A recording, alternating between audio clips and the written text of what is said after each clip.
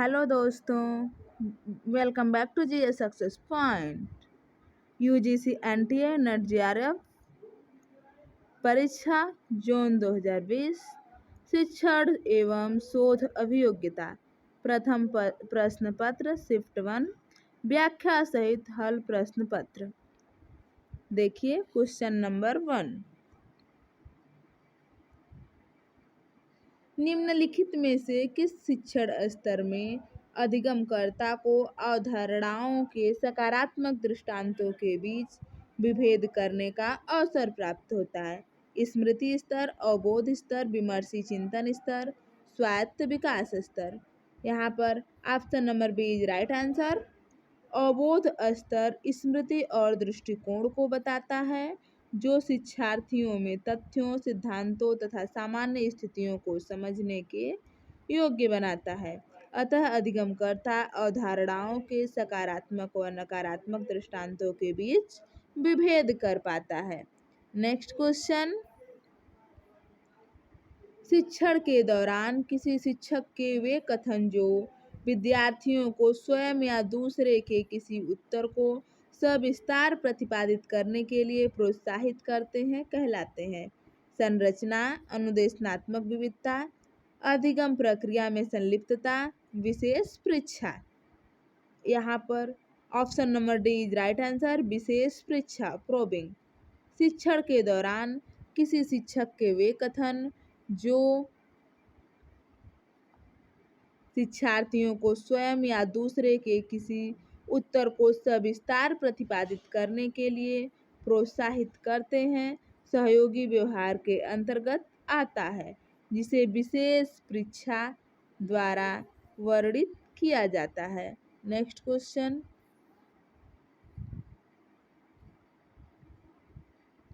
एक प्रभावी शिक्षक बनने की सक्षमता के संदर्भ में निम्नलिखित में से किसे अभिवृत्ति और धारणाओं के बजाय व्यवहारगत कहा जाएगा?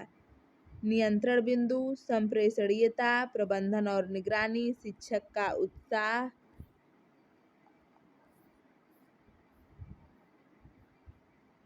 और पांचवा पॉइंट है मूल्यांकन और फीडबैक मुहैया कराना।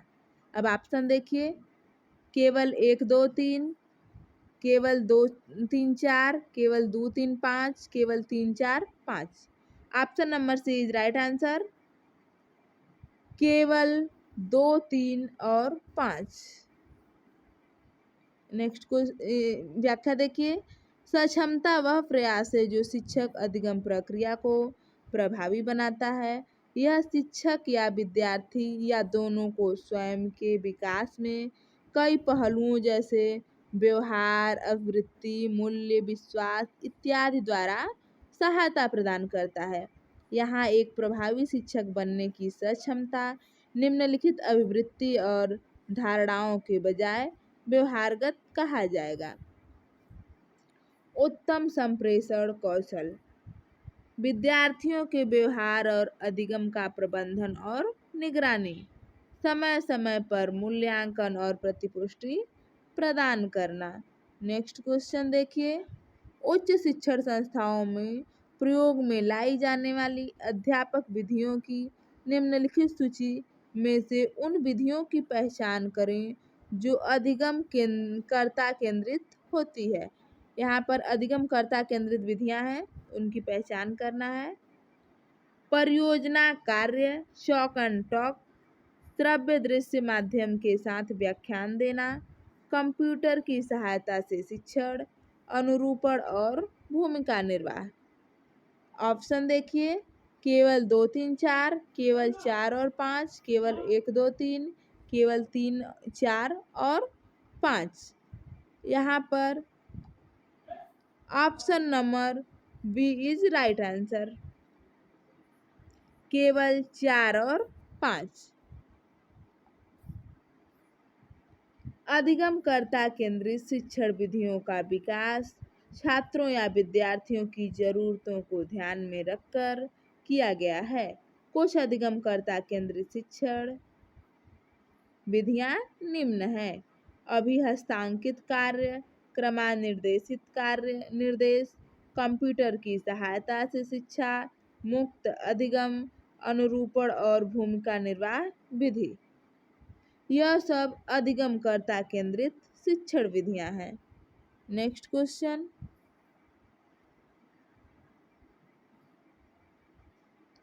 सूची 1 और सूची 2 के साथ सुमेलित कीजिए।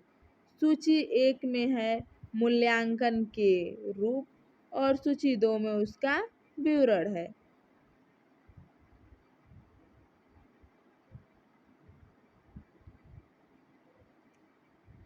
निर्माणात्मक मूल्यांकन, संकलनात्मक मूल्यांकन, निकष संदर्भित परीक्षण और मानक संदर्भित परीक्षण। यहाँ पर यह मूल्यांकन के रूप है और इधर आपको विवरण दिया गया है। देखिए, पहला है निर्माणात्मक मूल्यांकन। तो निर्माणात्मक मूल्यांकन का विवरण क्या है वह बताना है आपको। तो बताइए, निर्माणात्मक मूल्यांकन का विवरण क्या है।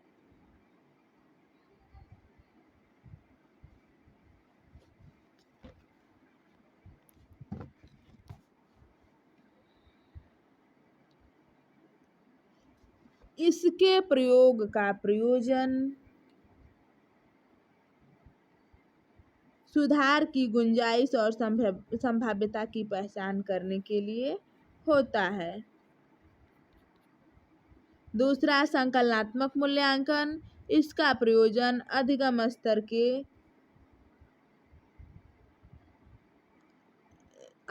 अधिगम स्तर को आंकना होता है। तीसरा है निकष संदर्भित परीक्षण। तो यह आधिपत्य सूचक मानक होता है। और डी का 1 यानी रिपोर्टिंग के लिए प्रतिशतता आधारित रैंक मानक प्राप्तांक का प्रयोग किया जाता है। 3 4 3 4 2 1 3 4 2 1 3 4 2 1 option number A is right answer. Next question देखिए, यहाँ पर देख लीजिए। निर्माणात्मक मूल्यांकन प्रयोग के लिए सुधार की गुंजाइश संभाव्यता की पहचान करने के लिए होता है। संकलनात्मक मूल्यांकन अधिगम स्तर को आंकना। निकष संदर्भित परीक्षण आधिपत्य सूचक मानक और मानक संदर्भित परीक्षण प्रतिशतता आधारित रैंक और मानक प्राप्तांक के लिए प्रयोग किया जाता है। परिकल्पनात्मक निगमनात्मक शोध प्रतिमान का प्रयोग करने में निम्नलिखित में से किस क्रम को उपयुक्त माना जाता है। परिकल्पनात्मक और निगमनात्मक शोध प्रतिमान के लिए तो देखिए, पहला है परिकल्पना निर्माण, परिकल्पना परीक्षण, सामान्यीकरण पर पहुंचना और निष्कर्ष। शोध समस्या निर्धारित करना, परिकल्पना निर्माण, परिकल्पना परीक्षण, सामान्यीकरण पर पहुंचना और निष्कर्ष। परिकल्पना निर्माण, शोध समस्या निर्धारित करना, परिकल्पना परीक्षण, सामान्यीकरण पर पहुंचना और निष्कर्ष। नेक्स्ट है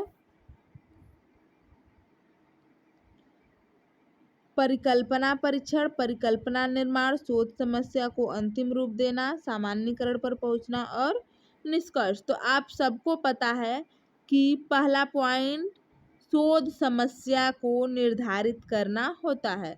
तो देखिए, पहला शोध समस्या को निर्धारित करना किसमें है।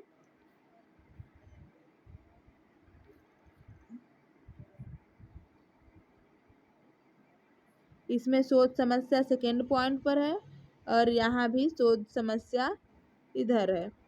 तो option number B is right answer. शोध समस्या को निर्धारित करना यह फर्स्ट स्टेप माना जाता है। परिकल्पनात्मक निगमनात्मक शोध प्रतिमान परिणात्मक शोध प्रतिमान का प्रयोग करने में उपयुक्त क्रम को माना जाता है। शोध समस्या निर्धारित करना, परिकल्पना का निर्माण करना, परिकल्पना परीक्षण, प्रदत्तियों का संकलन, प्रदत्तियों का विश्लेषण और छठा पॉइंट है सामान्यीकरण पर पहुंचना और निष्कर्ष। तो यह है 6 पॉइंट जो परिणात्मक शोध प्रतिमान के चरण होते हैं। नेक्स्ट क्वेश्चन,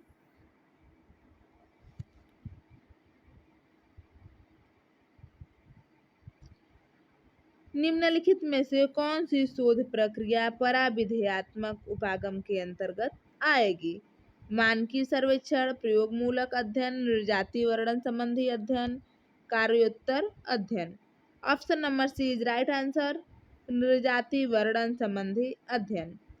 निर्जाति वर्णन संबंधी अध्ययन पराविधेयात्मक उपागम अथवा उत्तर प्रत्यक्षवाद के अध्ययन के अंतर्गत आएगी। उत्तर प्रत्यक्षवाद उपागम पद्धतिगत बहुलवाद पर बल देता है। यह इस मान्यता पर आधारित है कि किसी शोध में अपनाई जाने वाली विधि या पद्धति उस शोध के शोध प्रश्न पर आधारित होनी चाहिए। यह वास्तविकता की व्यक्तिनिष्ठता से संबंधित होता है और प्रत्यक्षवादियों द्वारा अपनाए गए पूर्णतः वस्तुनिष्ठ वाले रूप से दूर हो जाता है। किस पर? व्यक्तिनिष्ठता पर आधारित होता है और वस्तुनिष्ठ से दूर हो जाता है।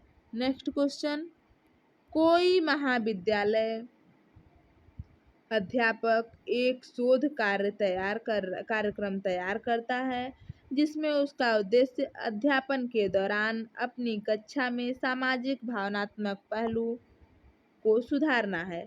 इस संदर्भ में कौन सी शोध विधि उपयुक्त मानी जाएगी? प्रयोगमूलक, वर्णनात्मक विधि, ऐतिहासिक विधि, क्रियात्मक अनुसंधान विधि।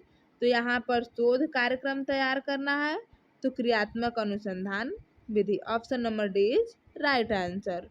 देखिए, क्रियात्मक अनुसंधान विधि उपयोगी होगी यदि कोई महाविद्यालय शिक्षक एक शोध कार्यक्रम तैयार करे जिसमें उसका उद्देश्य शिक्षण के दौरान अपनी कक्षा में सामाजिक भावनात्मक पहलू को सुधारना हो।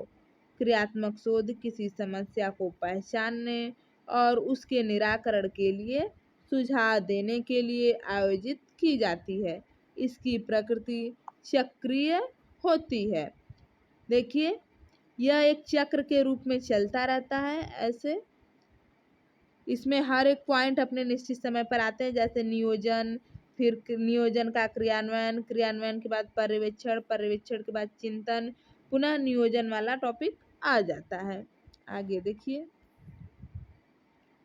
निम्नलिखित में से कौन सा अनुसंधान चरण अनुसंधान आचार शास्त्र से सबसे कम प्रभावित होते हैं? ऑप्शन देखिए, चरों की पहचान करना, अनुसंधान चरों की पहचान करना, अनुसंधान चरों को परिभाषित करना, आंकड़ा संग्रह प्रक्रिया, आंकड़ा विश्लेषण प्रक्रिया, अनुसंधान निष्कर्षों की reporting.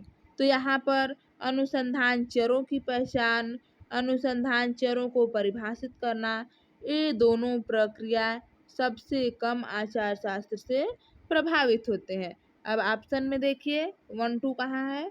Option number A is right answer, केवल 1 और 2।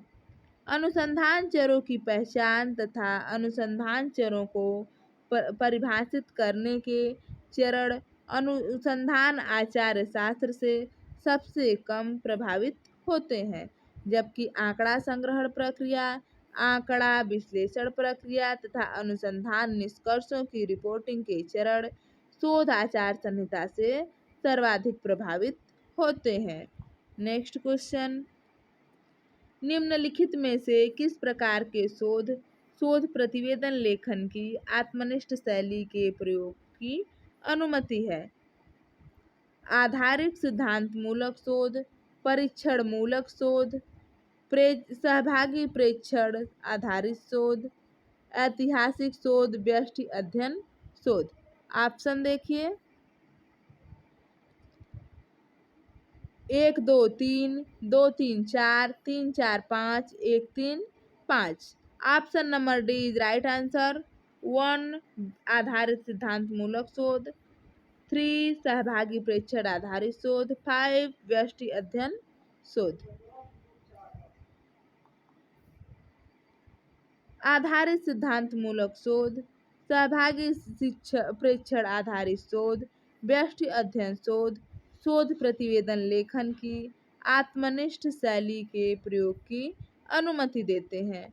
Next question, question number 11 to 15 comprehension.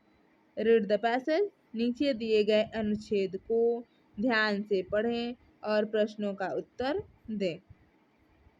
आइए पढ़ते हैं।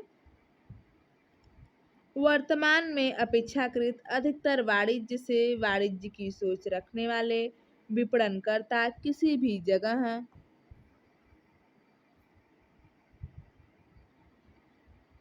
किसी भी समय व्यावसायिक उपभोक्ताओं तक पहुंच बनाने और उपभोक्ता संबंधों को प्रबंधित करने के प्रयोजन से वेबसाइट, ब्लॉग और स्मार्टफोन ऐप से लेकर मुख्य धारा के सोशल नेटवर्कों यथा फेसबुक, लिंक्डइन, यूट्यूब और ट्विटर जैसे व्यापक डिजिटल और सोशल विपणन उपागमों का प्रयोग कर रहे हैं।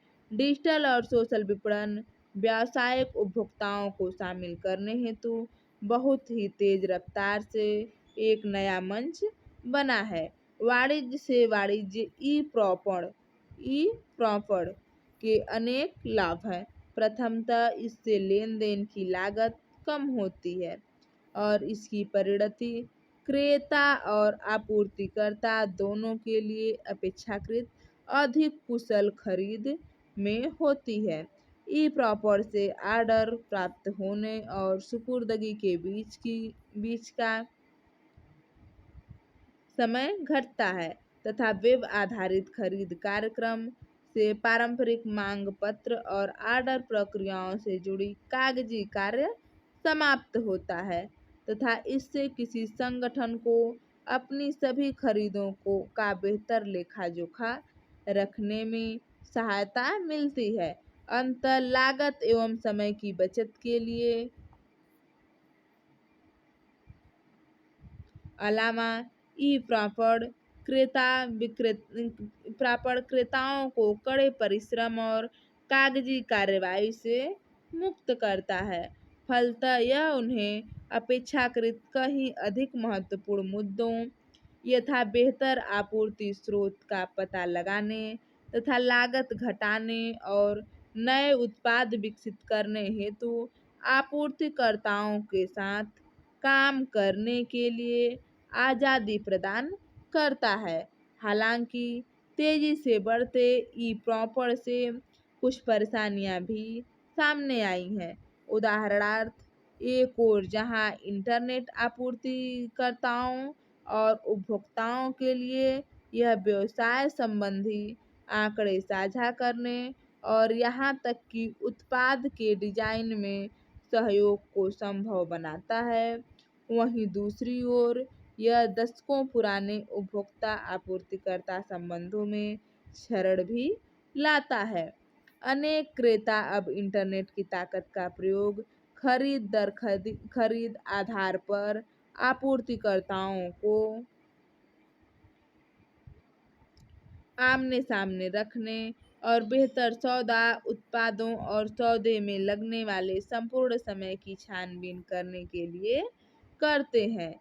ई प्रापड़ से सुरक्षा संबंधी बड़ी चिंताएं भी उभरती हैं। यद्यपि घरेलू क्रय विक्रय को बुनियादी एन्क्रिप्शन के माध्यम से सुरक्षित किया जा सकता है, परंतु व्यवसाय के लिए जिस तरह की गोपनीय बातचीत की जरूरत होती है उसमें गोपनीयता को बनाए रखने हेतु अपेक्षित सुरक्षित वातावरण की अभी भी कमी है।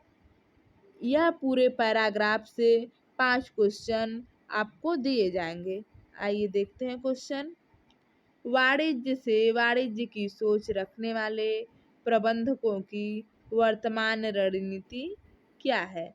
आपने पैराग्राफ को पढ़ा होगा तो आप अच्छे से आंसर दे सकते हैं। नए व्यवसाय मंच की खोज करना, नए उपभोक्ता संबंधों की तलाश करना, सोशल विपणन पर अपेक्षाकृत कम निर्भरता, डिजिटल व्यवसाय का अधिक से अधिक प्रयोग। Option number D is right answer.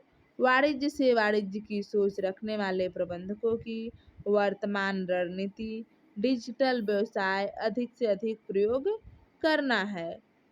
Next question, E proper से क्या लाभ है? लागत कटौती, शीघ्र सुपुर्दगी, महत्वपूर्ण खरीद हेतु लंबा समय, समानुभूतिक खरीद।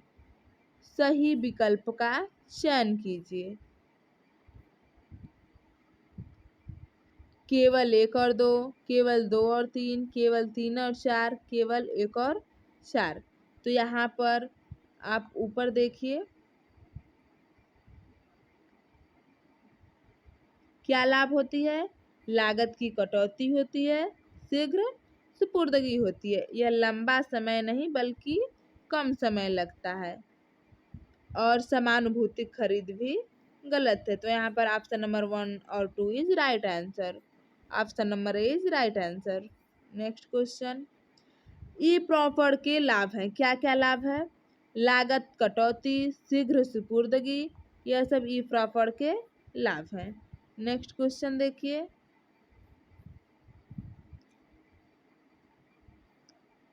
क्वेश्चन नंबर 12, 13, क्वेश्चन नंबर 13, कम कागजी कार्रवाई के परिणाम के रूप में कौन सा महत्वपूर्ण मुद्दा हो सकता है? सौदा विश्लेषण, आपूर्ति हेतु अपेक्षाकृत अधिक निवेश, नए उत्पाद विकसित करना, पारंपरिक उपभोक्ता संबंध को अधिक महत्व देना। तो यहाँ पर option number C is right answer. नए उत्पाद विकसित करना। कम कागजी कार्रवाई के परिणाम के रूप में नए उत्पाद विकसित करना एक महत्वपूर्ण मुद्दा हो सकता है। नेक्स्ट क्वेश्चन, इंटरनेट की ताकत के संदर्भ में ई प्रॉपर का मुख्य मुद्दा क्या हो सकता है? क्रेता और विक्रेता दोनों के लिए अलग अलग खरीद, उपभोक्ताओं के साथ व्यावसायिक आंकड़े साझा करना, उत्पादों की प्रतिस्पर्धात्मक आपूर्ति। ऑप्शन नंबर 4, बेहतर खरीद सौदे। Option number C is right answer.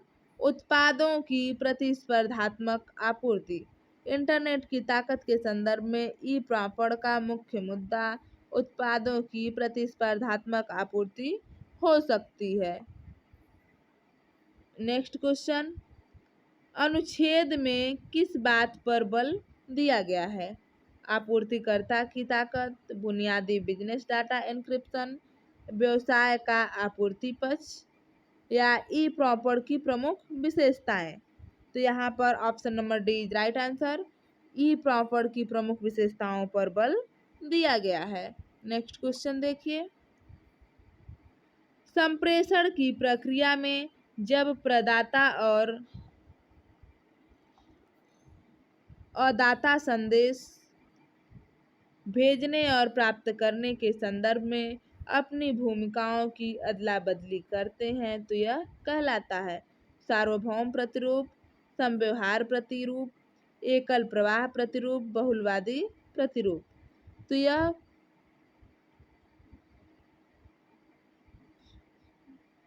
Option number B is right answer, समव्यवहारात्मक प्रतिरूप कहलाता है। संप्रेषण की प्रक्रिया में जब प्रदाता और अदाता संदेश भेजने और प्राप्त करने के संदर्भ में अपनी भूमिकाओं की अदला बदली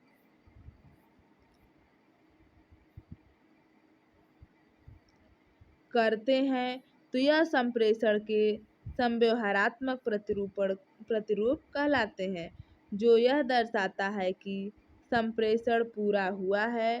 सामान्यतः यह प्रतिरूप संप्रेषण का आदान प्रदान रूप है, जिसमें संप्रेषण दोनों तरफ से होता है। नेक्स्ट क्वेश्चन, संप्रेषण में विद्यार्थियों की सहभागिता को प्रोत्साहित करने वाला शिक्षक निम्नलिखित में से किन्हें सुनिश्चित करेगा? विरोधाभासी विचार, आत्मसम्मान, कक्षा में प्रदर्शन, वृत्तिक विकास, द्विचर विकर्षण। ऑप्शन देखिए, 1 2 3, 1 2 1 3 5, 2 3 4, 1 4 5। यहाँ पर option number C is right answer 2, 3, 4। आत्मसम्मान, कक्षा में प्रदर्शन, वृत्तिक विकास। विरोधाभास विचार गलत है, द्विचर विकर्षण भी गलत है।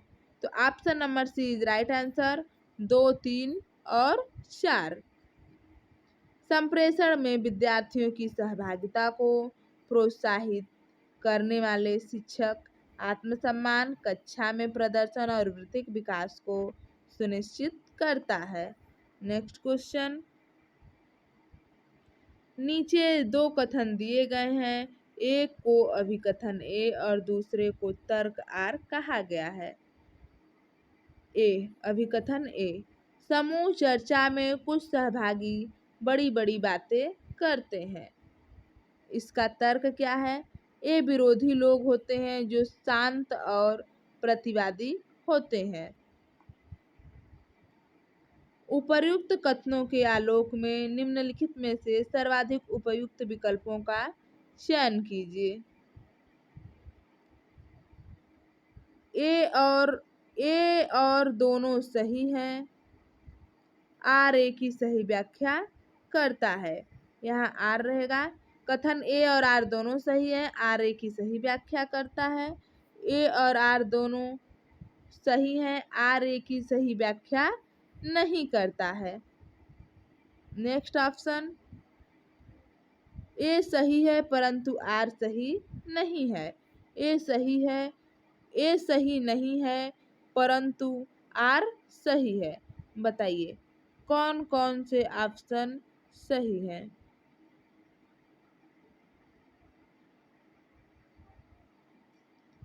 यहाँ पर option number C is right answer. A सही है परंतु बी आर सही नहीं है। ए सही है परंतु आर सही नहीं है। देखिए, अभिकथन सही है, तर्क गलत है। समूह चर्चा में कुछ सहभागी बड़ी बड़ी बातें करते हैं किंतु वे इसे पूरी करने में असफल हो जाते हैं या अनुचित तरह से करते हैं, लेकिन वे विरोधी नहीं होते हैं, वह मुख्य धारा से भटक जाते हैं। नेक्स्ट क्वेश्चन, सूची 1 को सूची 2 के साथ सुमेलित कीजिए।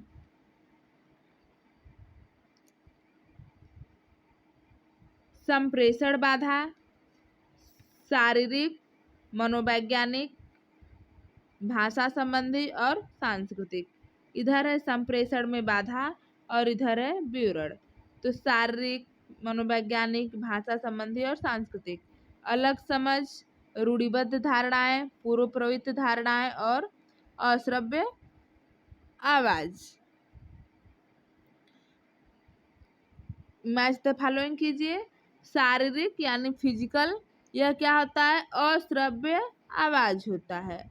मनोवैज्ञानिक, मनोवैज्ञानिक क्या होता है? पूर्व प्रवृत्त धारणाएं। भाषा संबंधी, अलग अलग समझ। और सांस्कृतिक, रूढ़िगत धारणाएं होती हैं। ए का 4, ए का 4, बी का 3, सी का 1, डी का 2, 4, 3, 1, 2। ऑप्शन देखिए।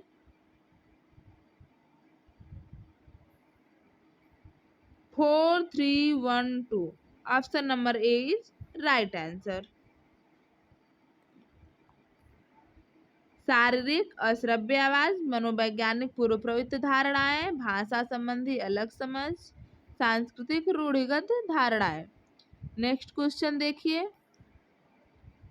जब शैक्षणिक प्रयोजन हेतु संप्रेषण होता है तो यह घटकों का क्रम होता है: स्रोत, कूटलेखन, संदेश, विकोडक, फीडबैक। नीचे दिए गए विकल्पों में से सही उत्तर का चयन कीजिए।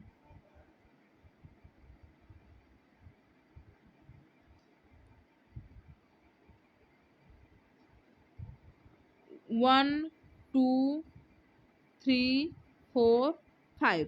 Option number A is right answer.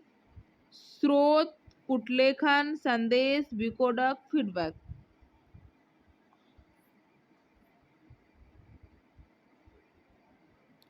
शिक्षण अधिगम प्रक्रिया में संप्रेषण महत्वपूर्ण भूमिका निभाता है। जब इसका प्रयोग शैक्षणिक प्रयोजन हेतु होता है तो संप्रेषण सरल, सहज और प्रभावी होनी चाहिए। अतः संप्रेषण के निम्न घटकों का प्रयोग शैक्षणिक प्रयोजन हेतु किया जाता है, जो रेखीय संप्रेषण या चक्रीय संप्रेषण हो सकता है। इसमें पहला है स्रोत, दूसरा है कुटलेखन, तीसरा है संदेश, चौथा है विकोडक और पांचवा है फीडबैक। यह पूरे क्रम से है 1 2 3 4 5। नेक्स्ट क्वेश्चन देखिए। एक व्यक्ति स्थान ए से 3 किमी प्रति घंटा गति से पूरब दिशा में 1 घंटे तक चलता है तथा उसके बाद बाएं मुड़कर 1.5 किलोमीटर प्रति घंटा की गति से उत्तर दिशा की ओर 6 घंटे तक स्थान तक चलता है। स्थान ए और बी के बीच की न्यूनतम दूरी होगी 10 किलोमीटर प्रति घंटा, 12 किलोमीटर, 8.54 किलोमीटर, 9.48 किलोमीटर। तो यहाँ पर आप देख सकते हैं option number D is right answer. 9.48 किमी। ए और सी के मध्य की दूरी 3 किलोमीटर प्रति घंटा इंटू 1 घंटा बराबर 3 घंटा। यहाँ से देखिए ये 3 किलोमीटर प्रति घंटा, फिर यहाँ से 1.5 किलोमीटर प्रति घंटा ऐसे जा रहा है। फिर यहाँ से इसके बीच की दूरी पूछा गया है। देखिए ए से सी के मध्य की दूरी, इसके बाद सी और बी के मध्य की दूरी 1.5 किलोमीटर प्रति घंटा गुणे 6 घंटा बराबर 9 किलोमीटर। ए और बी के मध्य न्यूनतम दूरी ए बी स्क्वायर बराबर a square plus c b square. A c का वैल्यू कितना है 3 है, तो 3 का स्क्वायर प्लस 9 का स्क्वायर बराबर 3 त्रिक का 9 प्लस 9 का स्क्वायर 9 9 81। 81 प्लस 9 बराबर 90। 90 इज राइट आंसर। अब 90 को जब इसका इधर करेंगे तो यह अंडर रूट में हो जाएगा। इसका राइट आंसर आएगा 9.48 किमी। नेक्स्ट क्वेश्चन देखिए।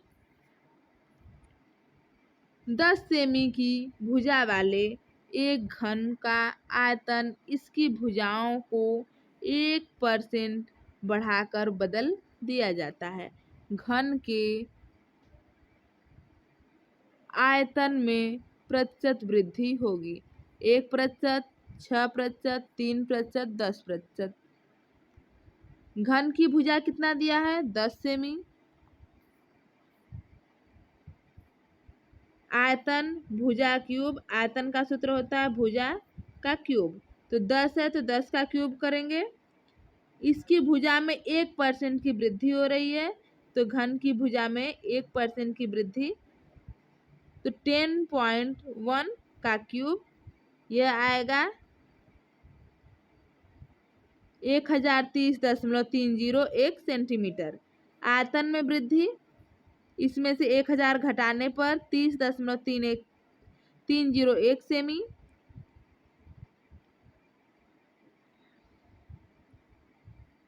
अतः अभीष्ट प्रतिशत 30.301 बटा 1000 गुणे 100 बराबर 3.03 इक्वल टू 3%। नेक्स्ट क्वेश्चन देखिए। निम्नलिखित संख्या क्रम पर विचार कीजिए 2, 10, 30, 68 एक्स। एक्स वाला आपको इसमें से खोजना है। 4 ऑप्शन दिए गए हैं, एक्स का खोजिए।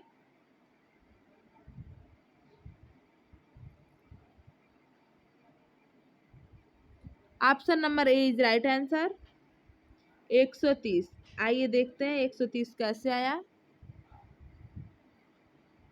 1 का क्यूब प्लस 1 बराबर 2, 2 का cube plus 1 equal to 8 plus 2 equal to 10, 3 का क्यूब प्लस 3 तो आया 27 प्लस 3 इक्वल टू 30, 4 का क्यूब प्लस 4 68, 5 का cube plus 5 125 plus 5 equal to 130। यही राइट आंसर है, 130 राइट आंसर। Next question. एक परिवार एक माह विशेष में एक वस्तु के उपयोग पर कतिपय व्यय करता है। यदि उस वस्तु की कीमत 20% घट जाती है और वस्तु का उपयोग 20% बढ़ जाता है तो उस परिवार के व्यय में कितने प्रतिशत की बढ़ोतरी अथवा कमी होगी? 2%, 8%, 4%, 10%। आइए समझते हैं इसको। माना वस्तु का मूल्य x है और उसका उपभोग y है। कुल व्यय x गुणे y equal to x y. जब वस्तु के मूल्य में 20% की कमी हुई और उसके उपभोग में 20% की वृद्धि होती है तब x गुणे कमी हुई तो 100 में से आप 20 घटाइए तो 80 आएगा बटा 100 बराबर 80x बटा 100। और इसको काटिए, 0 से 0 कैंसिल, 2 चौका 8, 2 पांजे 10 मतलब 4x अपान 5।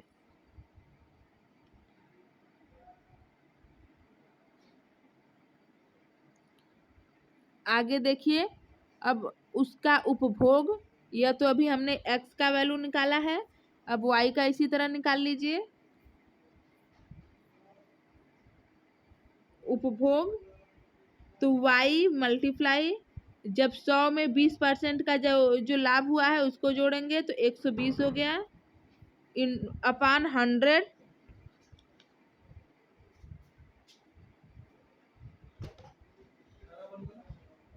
यह होता है 120 y अपान 100।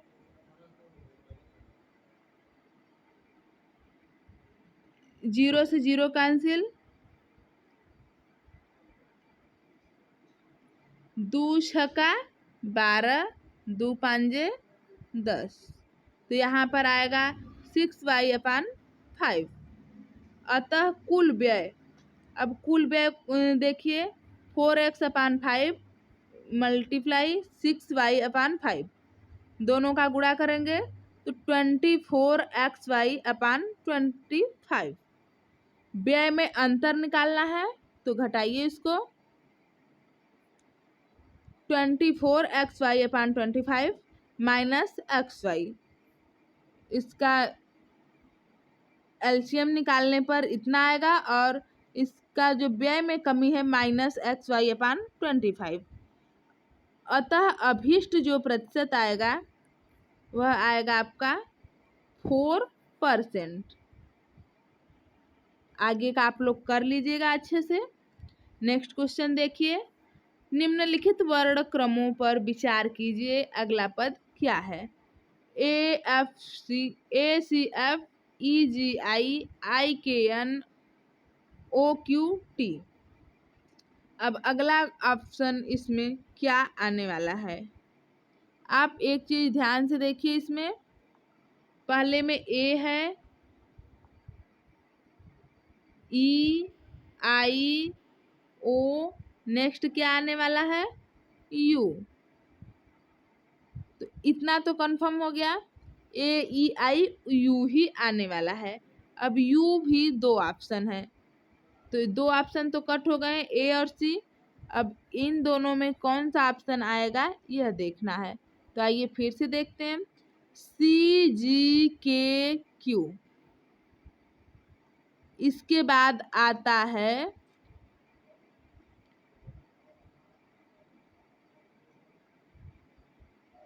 W।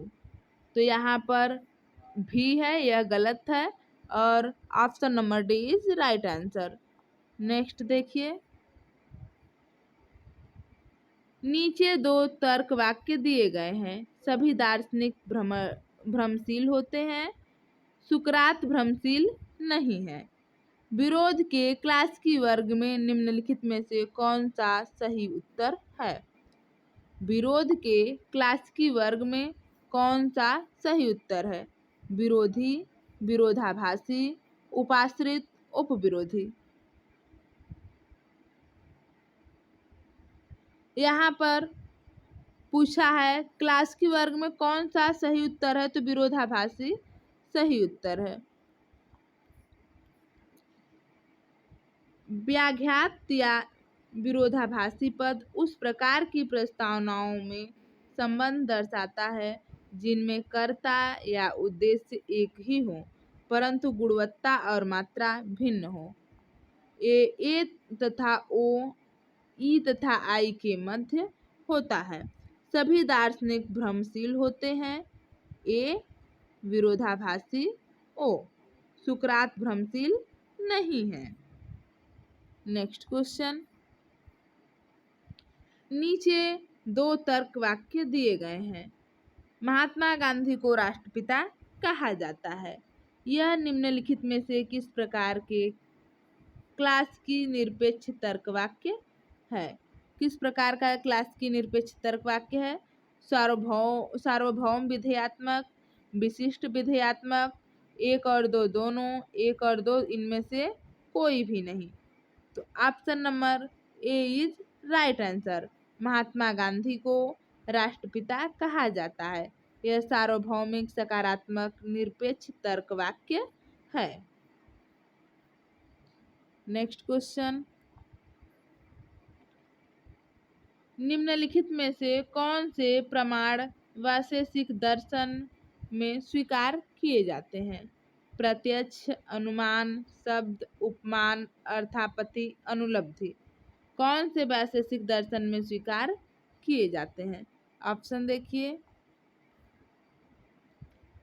1 और 2, 3, 4, 5, 6, 3 और 5। तो option number A is right answer. प्रत्यक्ष और अनुमान वैशेषिक दर्शन में स्वीकार किए जाते हैं। प्रत्यक्ष और अनुमान। नेक्स्ट क्वेश्चन, बौद्ध धर्म में निम्नलिखित में से किनको स्वीकार किया जाता है? बौद्ध धर्म में किनको स्वीकार किया जाता है? अध्यास, अपोह, अभाव, अध्यास, अपोह, अभाव, अर्थापत्ति, प्रत्यक्ष, शब्द। सही उत्तर का चयन कीजिए।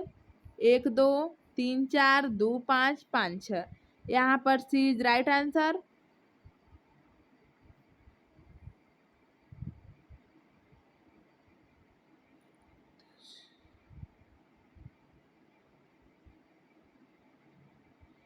ए is right answer. A is right answer. 1 और 2 यानी अपोह और प्रत्यक्ष को स्वीकार किया जाता है। नेक्स्ट क्वेश्चन देखिए, तर्क संगत युक्ति का प्रवृत्ति क्या होती है? निम्नलिखित में से सही उत्तर का चयन कीजिए। तर्क संगत युक्ति की प्रवृत्ति, तो न्यायोचित और गैर न्यायोचित, सही या गलत, वैध या अवैध, सत्यापित अथवा असत्यापनीय। तो यहाँ पर option number C is right answer. Valid और इनवैलिड, वैध अथवा अवैध। नेक्स्ट क्वेश्चन देखिए, निम्नलिखित तालिका में किसी जिला विशेष में उत्पादित सब्जियों की मात्रा टन में संबंधित वर्षवार आंकड़ा दिया गया है। तालिका में दिए गए आंकड़ों के आधार पर प्रश्नों का उत्तर दीजिए। यह है वर्ष और सब्जी। यह है आलू, वर्ष ऐसे है और सब्जी ऐसे है। वर्ष ऐसे है, सब्जी ऐसे है। आलू, टमाटर, प्याज, और वर्ष है 2014 से 2019 तक। प्रत्येक वर्ष में कितने आलू का उत्पादन मात्रा टन में है, कितने टन आलू, टमाटर और प्याज का उत्पादन हुआ, यह यहाँ पर लिखा गया है। अब प्रश्न को पढ़िए। किस वर्ष में आलू का उत्पादन उसके औसत उत्पादन से कम रहा? किस वर्ष जो है आलू का उत्पादन उसके औसत उत्पादन से कम रहा? यहाँ पर आप देखिए 2016, 2014, 2015, 2017। अब यह देखिए ऑप्शन कौन कौन से हैं। केवल 1 और 2, केवल 1, 2, 4, केवल 3, केवल 3 और 4। तो यहाँ पर बी इज राइट आंसर, केवल 1, 2 और 4। 1, 2, 4 में देख लीजिए।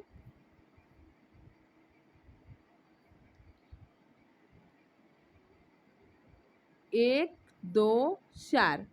2016 में आलू का उत्पादन 300 टन, 2014 में 200 टन और 2017 में 100 टन।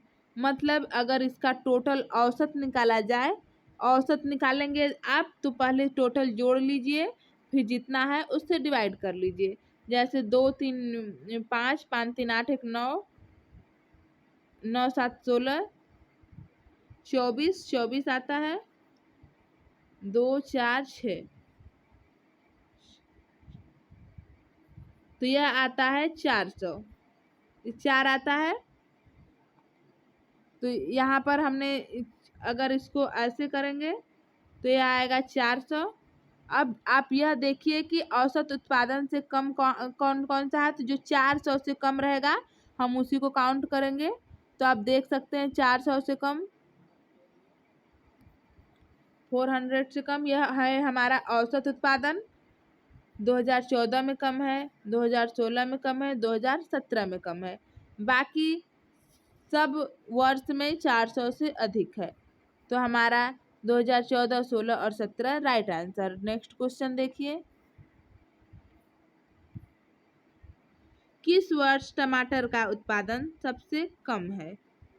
टमाटर का उत्पादन किस वर्ष सबसे कम है? 14, 2017, 2019 और 2016। तो दो option number D is right answer. देख लीजिए एक बार इसमें टमाटर, यह है टमाटर। किस वर्ष उत्पादन सबसे कम है? 50, 70, 40, 80, 90, 70, 90। तो यहाँ पर आप देख सकते हैं 2016 में उत्पादन सबसे कम है। तो option number D is right answer, 2016 में उत्पादन सबसे कम है। नेक्स्ट क्वेश्चन देखिए। वर्ष 2018 में सब्जियों का सकल उत्पादन कितना है? 1270, 1275, 1260, 1280। वर्ष 2018 में सब्जियों का सकल उत्पादन, आइए देखते हैं वर्ष 2018 में कौन कौन सी सब्जियां उत्पादित की गई थी। यह है 2017 सकल उत्पादन, मतलब इसको टोटल ऐड कर लीजिए कितना आता है।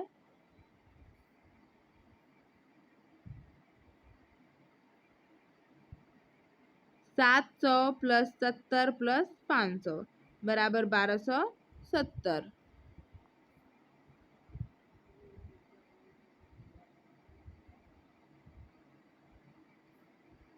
2018 का पूछा है, सॉरी 2018 का। तो 2018 का सकल उत्पादन आप यहाँ देख सकते हैं। 2018 का सकल उत्पादन 770, 500 बराबर 1270।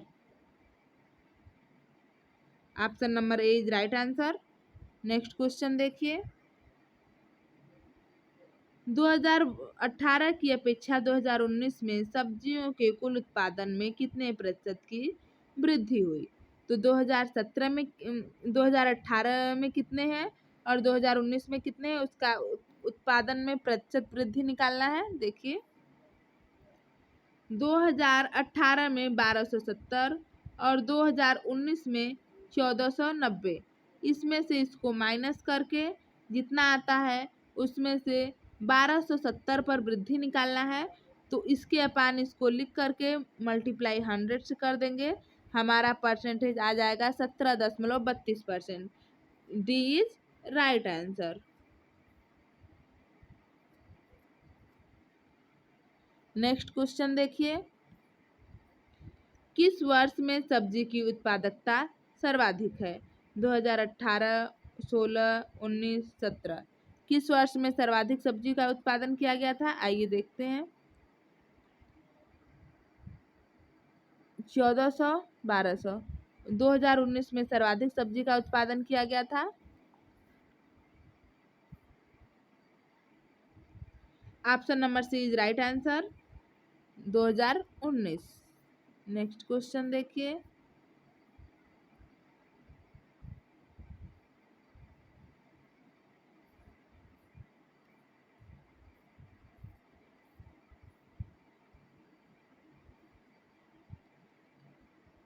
संक्षेपाक्षर सीडी रोम का पूर्ण नाम क्या है? Count disc random only memory, compact disc run only memory, compact disc read only memory, count disc raw only memory. Option number C is right answer, compact disc read only memory. CD ROM में भंडारण किए गए data को आसानी से बदला नहीं जा सकता। यह एक स्थिर मेमोरी होती है जिसे CD ROM, compact disc, read only memory कहते हैं। मल्टीमीडिया के घटक हैं। मल्टीमीडिया कौन कौन से घटक हैं? टेक्स्ट और ऑडियो, वीडियो और ऑडियो, केवल वीडियो, टेक्स्ट ऑडियो और video. Option number D is right answer, text audio और वीडियो। नेक्स्ट क्वेश्चन, सूचना और संचार प्रौद्योगिकी जिसको आईसीटी कहते हैं, आईसीटी में शामिल है। कौन कौन शामिल है? ऑनलाइन अधिगम, मोबाइल एप्लीकेशन के माध्यम से अधिगम, वेब आधारित अधिगम, उपर्युक्त सभी। सही विकल्प का चयन कीजिए। 1 और 2, 1, 3, केवल 4, केवल 1। तो यहाँ पर देखिए आप, ऑनलाइन अधिगम बिल्कुल सही, मोबाइल एप्लीकेशन के माध्यम से अधिगम यह गलत है, वेब आधारित अधिगम बिल्कुल सही, उपर्युक्त सभी यह हो सकता है। तो यहाँ पर केवल 4 मतलब उपर्युक्त सभी। सूचना और संचार प्रौद्योगिकी में शामिल है ऑनलाइन अधिगम, मोबाइल एप्लीकेशन के माध्यम से अधिगम, वेब आधारित अधिगम, उपर्युक्त सभी। नेक्स्ट क्वेश्चन देखिए।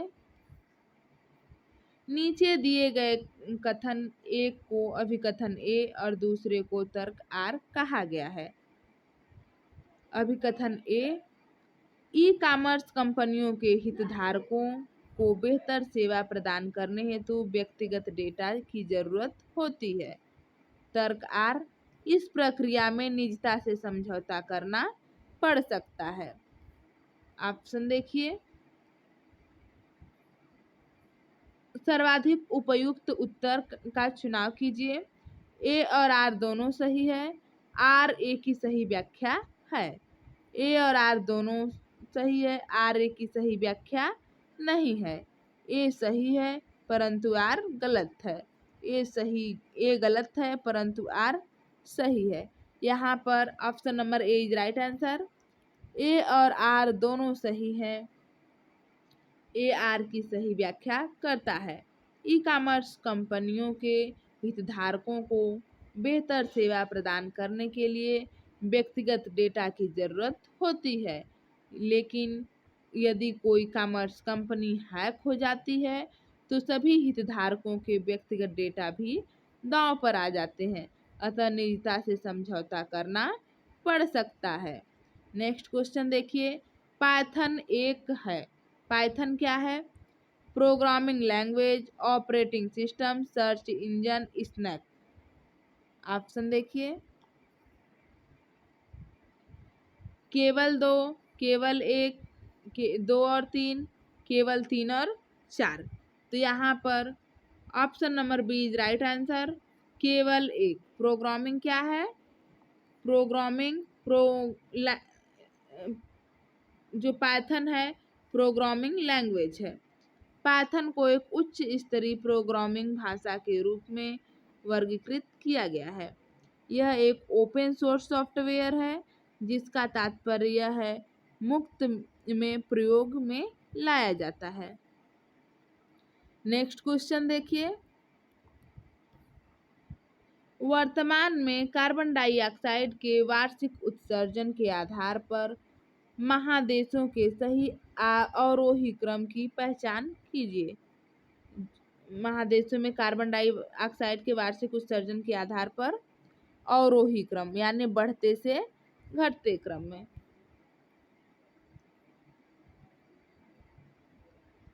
अफ्रीका, एशिया, यूरोप, उत्तरी अमेरिका। नीचे दिए गए विकल्पों में से सही उत्तर का चयन कीजिए। 2-4-1-3, 2-4-3-1, 4-2-3-1, 4-3-2-1। तो सबसे पहले आप सभी जानते हैं एशिया फर्स्ट पे रहने वाला है, मतलब यह 1 पर रहने वाला है। तो देखिए दो की सबसे आगे कौन है? ऑप्शन नंबर सी गलत, ऑप्शन नंबर डी गलत। एशिया नंबर 1 पे है, नंबर 2 पर कौन है? उत्तरी अमेरिका। अब देखिए उत्तरी अमेरिका कहाँ है? यहाँ 4, यह सही है। 2-4-2-4 बिल्कुल सही है, भी जा रहा है दोनों। तीसरे नंबर पर है आपका यूरोप, नंबर 3 यूरोप। यहाँ पर यह गलत हो जाता है, option number B is right answer. वर्ष 2019 में कार्बन डाइऑक्साइड के वार्षिक उत्सर्जन के आधार पर महाद्वीपों का अवरोही क्रम है। एशिया, उत्तरी अमेरिका, यूरोप और Africa. Next question,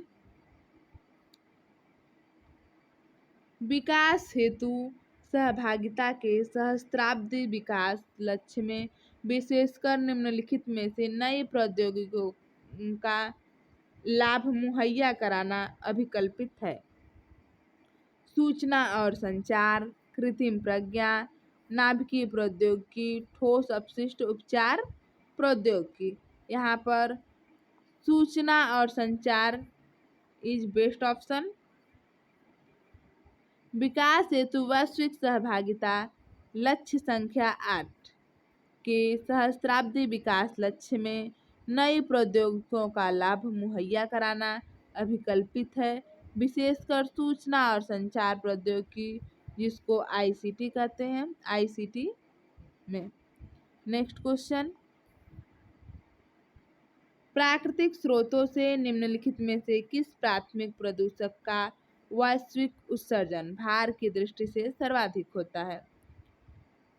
nitric oxide, carbon monoxide, methane, carbon dioxide. तो आप सब जानते हैं कार्बन डाइऑक्साइड का भार की दृष्टि से वैश्विक उत्सर्जन सर्वाधिक होता है। नेक्स्ट क्वेश्चन, सूची 1 और 2 के साथ सुमेलित कीजिए। जल प्रदूषक और उनके स्रोत दिए गए हैं। यहाँ पर जल प्रदूषक हैं कुछ और उनके कुछ स्रोत हैं, देखिए। अधिक ऑक्सीजन की मांग करने वाले जलाशय, पादप पोषक तत्व, अम्ल यानी एसिड, और यहाँ क्लोरीनेटेड बाइफेनाइल्स जिसको पीसीबी कहते हैं। और इधर है खान अपवहन, आधुनिक वॉशिंग पाउडर और कृत्रिम कृषि अपक्षय, भस्मीकरण और विषाक्त पाटन स्थल, और पेपर मिल और खाद्य प्रसंस्करण इकाइयां।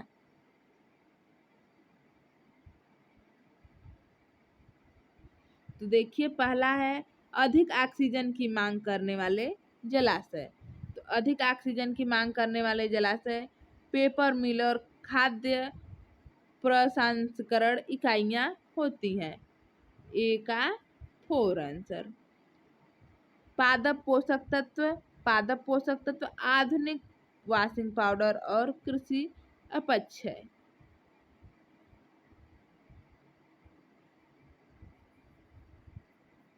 एसिड, एसिड क्या होते हैं? खान अपवहन।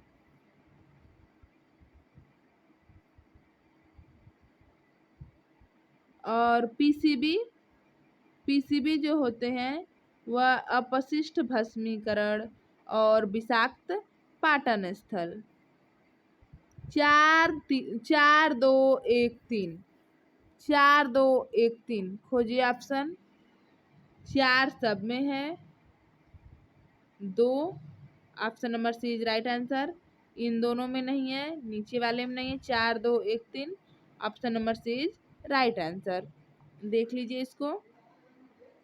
अधिक ऑक्सीजन की मांग करने वाले जलाशय, पेपर मिल और खाद्य प्रसंस्करण इकाइयां, पादप पोषक तत्व, आधुनिक वाशिंग पाउडर और कृषि अपक्षय, अम्ल एसिड, खाद्य अपवहन और पीसीबी अपशिष्ट भस्मीकरण और विषाक्त पाटन स्थल।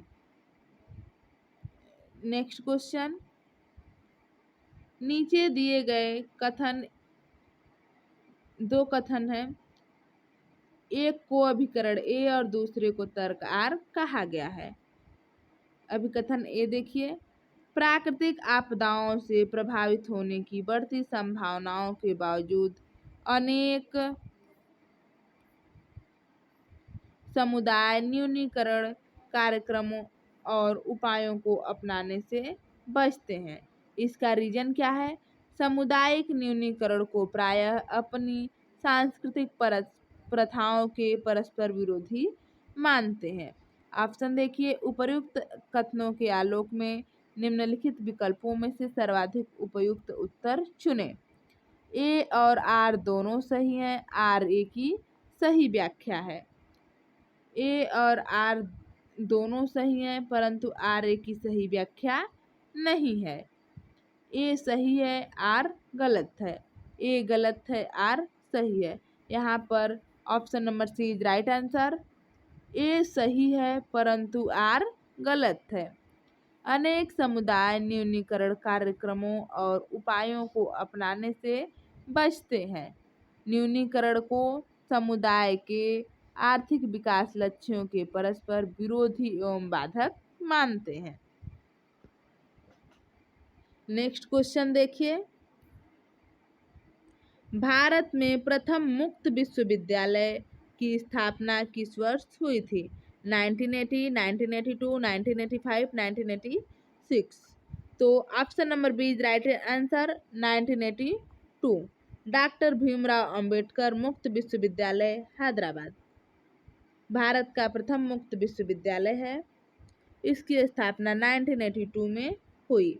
इंदिरा गांधी राष्ट्रीय मुक्त विश्वविद्यालय इग्नू की स्थापना उसके 3 साल बाद 1985 में हुई थी। नेक्स्ट क्वेश्चन, निम्नलिखित में से किस प्रौद्योगिकी के माध्यम से असमकालिक संप्रेषण घटित होता है? असमकालिक संप्रेषण, तो tele conferencing, virtual classroom, video chat, blog, discussion board, PV log. Option देखिए, सही उत्तर का चयन कीजिए। 1 2 और 3, 2 3 और 4, 4 5 और 6, 3 4 और 5। तो यहाँ पर option number C is right answer, 4 5 और 6। असमकालिक संप्रेषण में त्वरित प्रतिक्रिया की प्रत्याशा के बिना संदेश भेजा जाता है, जिसमें ब्लॉग, डिस्कशन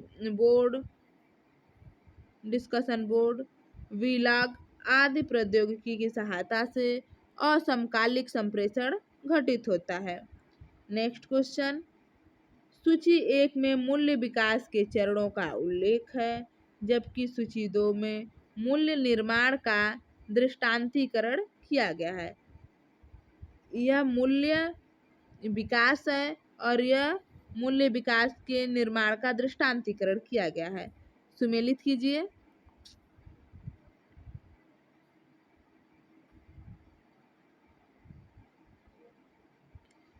चरण 1 मूल्य संग्रहण, चरण 2 मूल्य मूल्यांकन, 3 मूल्य स्पष्टीकरण, चरण 4 मूल्य समेकन।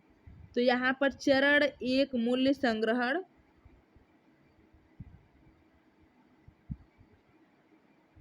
वयस्कों विशेषकर माता पिता के व्यवहारों का प्रेक्षण करना और उनका अनुकरण करना चरण एक मूल्य संग्रहण होता है। और चरण दो मूल्यांकन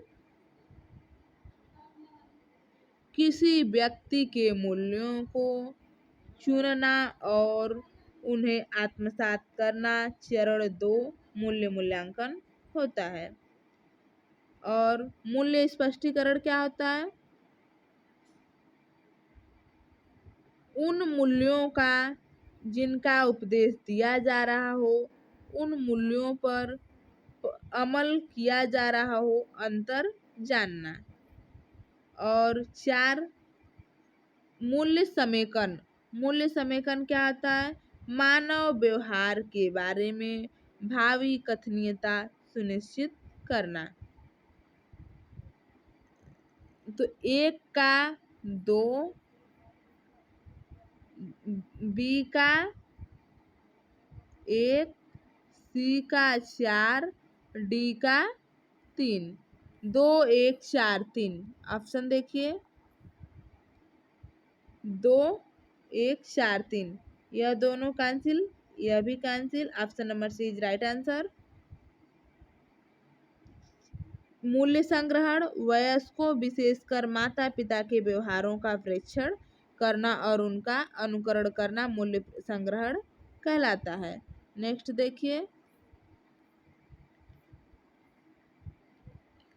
मूल्यांकन किसी व्यक्ति के मूल्यों को चुनना और उन्हें आत्मसात करना। मूल्य स्पष्टीकरण उन मूल्यों जिनका उपदेश दिया जा रहा हो और उन मूल्यों पर जिनको अमल किया जा रहा हो, अंतर जानना।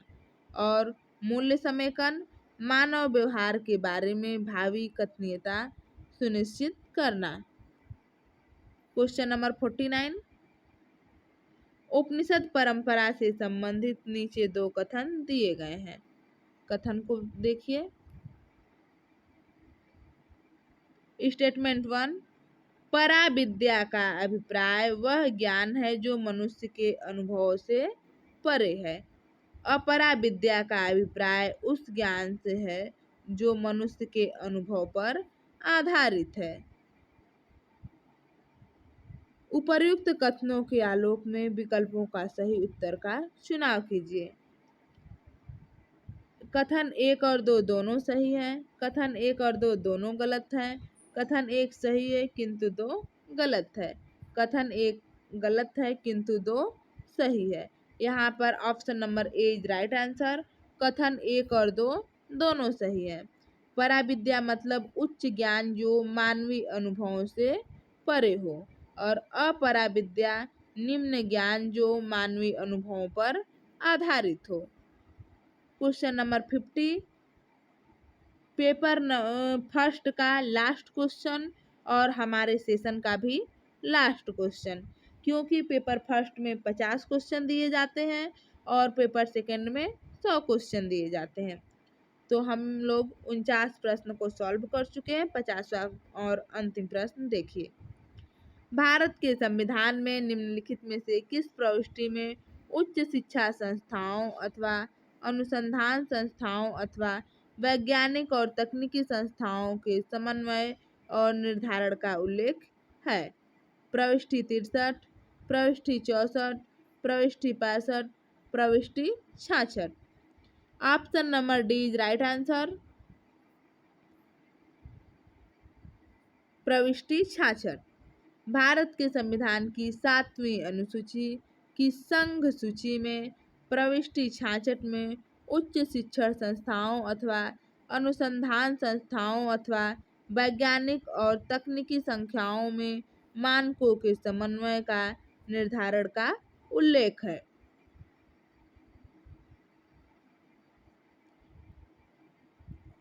यहाँ पर 50 क्वेश्चन आपके कंप्लीट होते हैं।